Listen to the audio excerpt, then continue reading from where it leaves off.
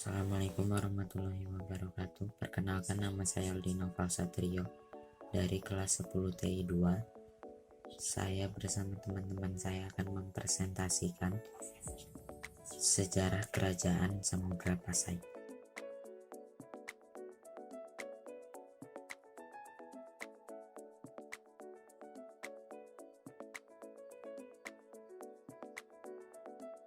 Latar belakang berdirinya Kerajaan Samudra Pasai.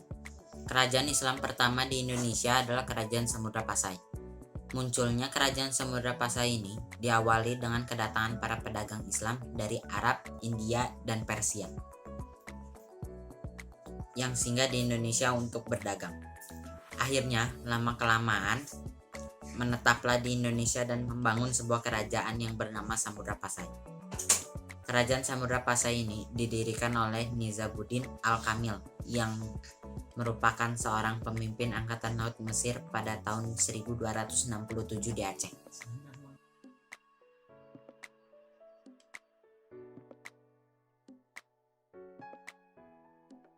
Kerajaan Samudra Pasai gabungan dari Kerajaan Pase dan Perulak dan Raja pertama Malik Al-Saleh, nama baru dari Merah Silu setelah ia masuk Islam, dan ia merupakan Sultan Islam pertama di Indonesia.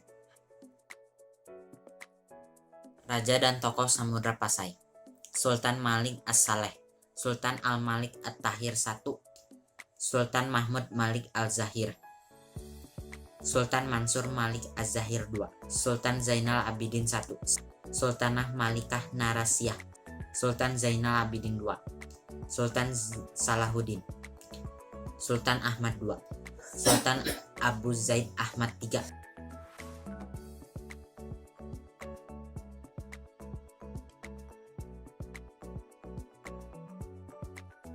Sultan Ahmad IV, Sultan Mahmud, Sultan Zainal Abidin III, Sultan Muhammad Syah II, Sultan Al-Kamil, Sultan Abdullah VI, Sultan Muhammad Syah III, Sultan Abdullah, Sultan Ahmad V, Sultan Zainal Abidin IV.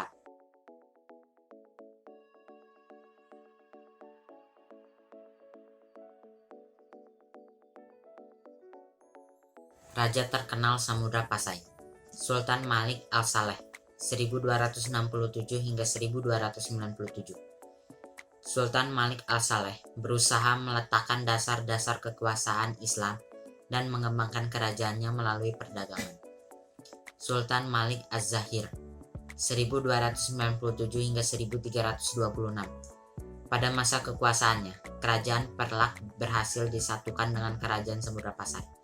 Sultan Malik Az-Zahir memperkenalkan koin emas yang disebut dirham sebagai alat pembayaran yang sah.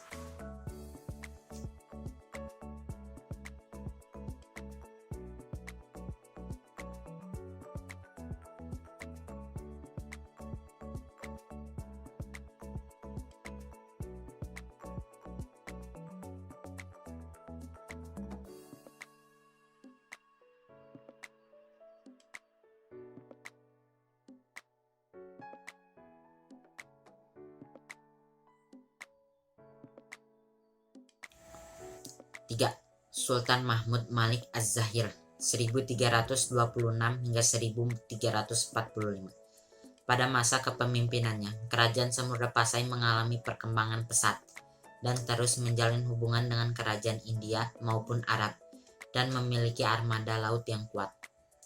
Sultan Malikah Narasiyah: seiring berkembangnya zaman, Samudra Pasai mengalami kemunduran. Sebabnya karena serangan kerajaan Majapahit. Kendati demikian, pada masa kepemimpinan Sultanah Malikah Narasiyah sempat membangkitkan kerajaan Samudra Pasai sebelum Gajah Mada wafat.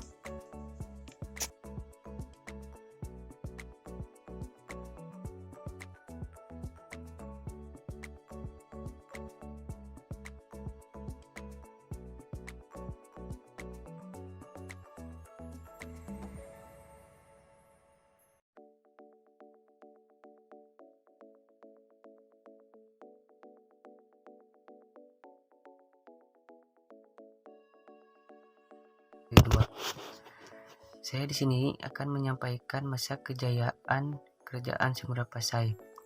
Kerajaan Samudra Pasai sendiri mengalami masa kejayaan pada tahun 1326 sampai 1345 Masehi, tepatnya ketika berada di bawah pemerintahan Sultan Ahmad Bahian Syekh Malik Zahir. Pada pemerintahannya, kerajaan Islam ini berhasil dari salah satu pusat perdagangan penting di kawasan Nusantara.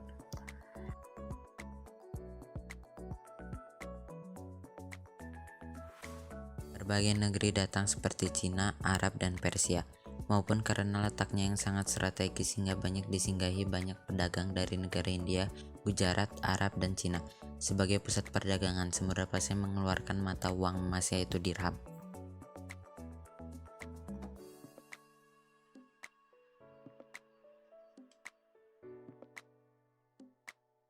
Runtuhnya kerajaan Samudra Pasai. Tidak selamanya kerajaan mengalami masa kejayaan, pasti ada masa runtuhnya. Sama halnya dengan kerajaan Samudra Pasai. Pada masa kepemimpinan Sultan Zainal Abidin, Portugis menyerang kerajaan ini karena iri dengan kemajuan dagang mereka yaitu yang begitu pesat. Angkatan perang Portugis lebih kuat, akhirnya mereka berhasil menaklukkan kerajaan Samudra Pasai. Samudra Pasai akhirnya runtuh pada tahun 1521.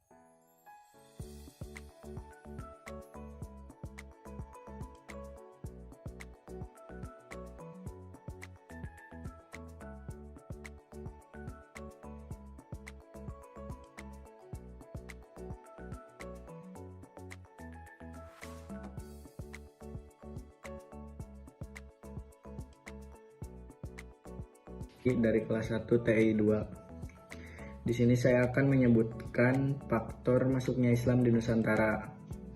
1. Makam Sultan Malik Al-Saleh. Kerajaan Samudra Pasai meninggalkan jejak berupa beberapa makam dengan batu nisan yang indah bentuknya. Salah satunya adalah makam Sultan Malik Al-Saleh atau Marah Silu, pendiri sekaligus raja pertama kerajaan Samudra Pasai. Makam dengan angka 1297 Masehi ini diklaim sebagai batu nisan tertua yang ditemukan. Batu nisan pada makam Sultan Malik Al-Saleh menunjukkan bukti adanya pengaruh Islam dari Gujarat di Samudra Pasai.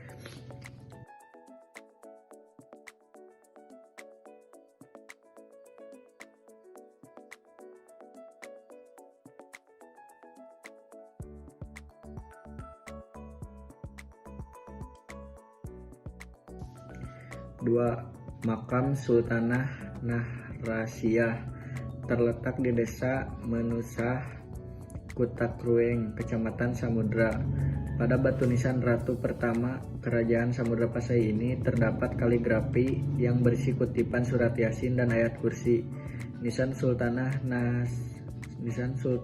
Nahrasiyah yang sangat megah didatangkan langsung dari Kamboja.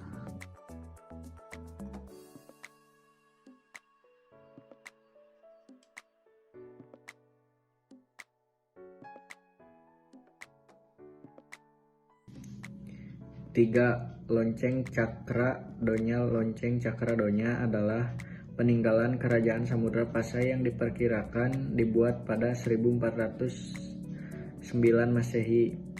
Lonceng tertinggi 1200 cm dan lebar 75 cm ini berupa mahkota besi berbentuk stupa. Lonceng Cakra Donya diduga sebagai hadiah dari Kekaisaran Cina kepada Sultan Samudra Pasai.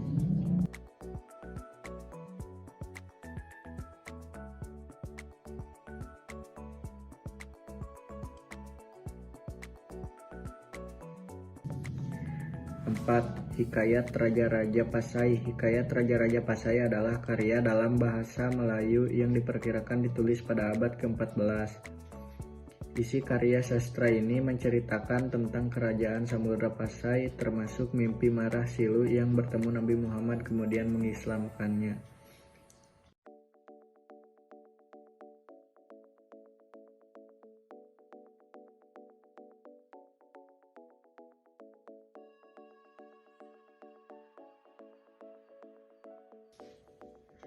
Bukti awal mengenai agama Islam berasal dari seseorang pengalana Panesia bernama Marco Polo. Ketika singgah di sebelah utara Pulau Sumatera, dia menemukan sebuah kota Islam bernama Perlak yang dikelilingi oleh daerah-daerah non-Islam. Hal ini diperkuat oleh catatan-catatan yang terdapat dalam buku-buku sejarah seperti Hikayat Raja-Raja dan Sejarah Melayu. Bukti kedua berasal dari Ibnu Battuta ketika mengunjungi Samudra Pasai pada tahun 1345, mengatakan bahwa raja yang memerintah negara itu memakai gelar Islam, yakni Malikut Tahbir bin Malik al-Saleh. Sekian dari saya, terima kasih. Assalamualaikum warahmatullahi wabarakatuh.